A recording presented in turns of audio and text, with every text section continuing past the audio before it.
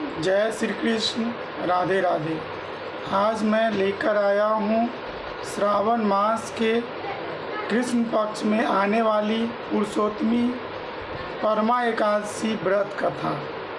तो कथा इस प्रकार है। द्वापर युग के आरंभ में महिष्मती नाम की नगरी में महीजीत नाम का एक राजा था। उसे कोई संतान नहीं था। राजा महीजीत की इसी समस्या के समाधान के लिए राजा के मंत्री और प्रतिनिधि वन को गए। वहाँ वे बड़े बड़े ऋषि मुनियों के दर्शन किए।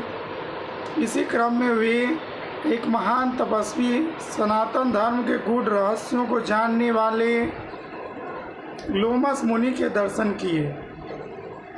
सबने जाकर ऋषि को प्रणाम किया। उन लोगों को देखकर मुनि ने उनके आने का कारण पूछा। तब राजा के प्रतिनिधि बोले कि हम लोग राजा महीजीत के पुत्र न होने से बहुत दुखी हैं। इसी कारण हम सभी आपके पास महीजीत के पुत्र होने के उपाय हेतु आए हैं। आप राजा के पुत्र प्राप्ति का कोई मार्ग बतलाने की कृपा करें। तब ऋषि ने नेत्र बंद कर राजा के पूर्व जन्म का स्मरण किया। राजा पूर्व जन्म में एक निर्धन वैश्य था। निर्धन होने के कारण उन्होंने कई बुरे कर्म किए थे। वह एक गांव से दूसरे गांव व्यापार करने जाया करते थे। एक समय ज्येष्ठ मास के शुक्ल पक्ष द्वादशी के दिन वह 2 दिनों से भूखा प्यासा था। उसने एक जलाशय पर जल पीने गया। उसी स्थान पर वह एक तत्काल की ब्याही हुई गाय जो जल पी रही थी, राजा ने उसे वहां से हटा दिया और स्वयं जल पीने लगा। एकादशी के दिन अनजाने में भूखा रहने से वह राजा बना और प्यासी गौ को जल पीते हुए हटाने के कारण वह पुत्रहीन बना। तब राजा के प्रतिनिधि ने इसके निवारण का उपाय पूछा। तब मुनि ने पुत्रदा एकादशी व्रत का पालन करने के लिए कहा। सभी प्रतिनिधि और मंत्री नगर आ गए और सबने पुत्रदा एकादशी का व्रत किया। इसके प्रताप से राजा को तेजस्वी पुत्र उत्पन्न हुए। इस प्रकार यह श्रावण के पुत्रदा एकादशी मनुष्य के सभी पापों का नाश करता है। इस कथा के पठन व श्रवण से इस लोक में संतान सुख और लोक में स्वर्ग प्राप्त होता है। अब मैं आप सबों को सुनाने जा रहा हूँ परमा एकादशी व्रत कथा, जो पुरुषोत्तमी एकादशी 3 साल में एक बार आता है। कंपिल नगरी में सुमेधा नाम का एक अत्यंत धर्मात्मा ब्राह्मण रहता था। उसकी स्त्री अत्यंत पवित्र व पतिव्रता थी। किसी पूर्व पाप के कारण वह दंपति अत्यंत दरिद्रता का जीवन व्यतीत कर रहा था।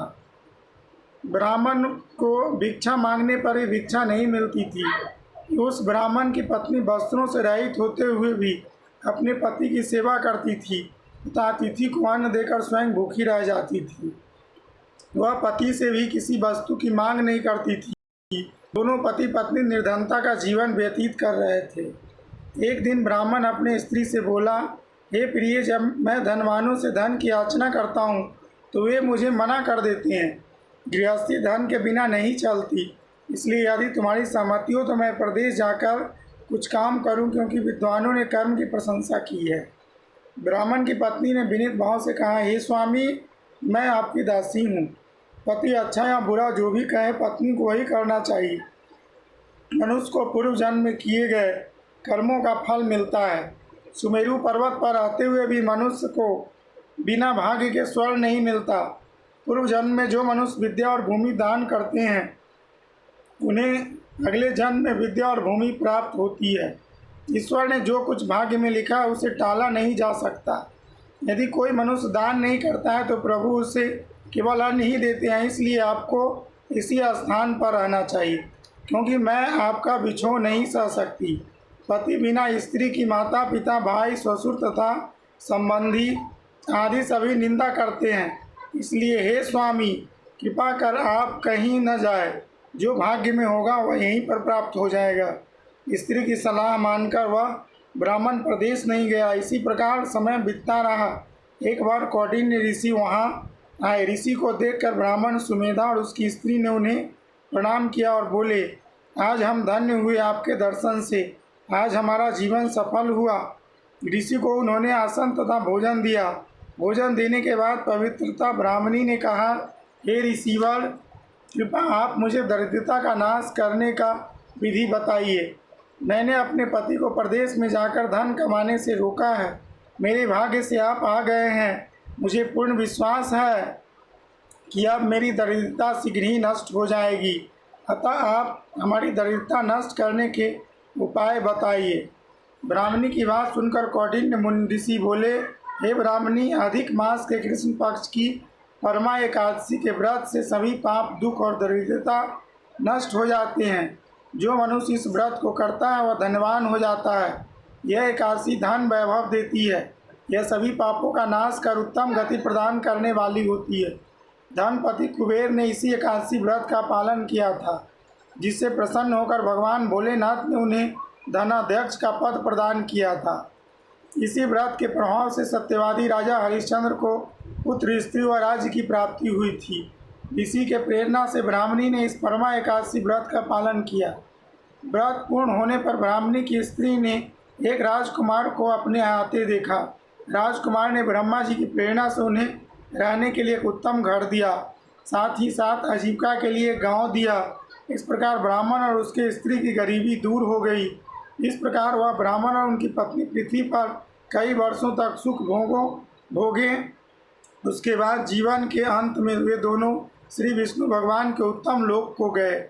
इस प्रकार जो भी इस व्रत को करते हैं, इस कथा का श्रवण व पठन करते हैं, उनके जीवन की सभी कठिनाइयाँ दूर हो जाती है तथा जीवन के सभी सुखों को भोग कर अंत में विष्णु लोक को जाते हैं। जय श्री कृष्ण। राधे राधे। इसी के साथ श्रावण मास के परमा एकादशी व्रत कथा संपन्न होती है। जय श्री कृष्ण। राधे राधे। राधे राधे। राधे राधे। राधे।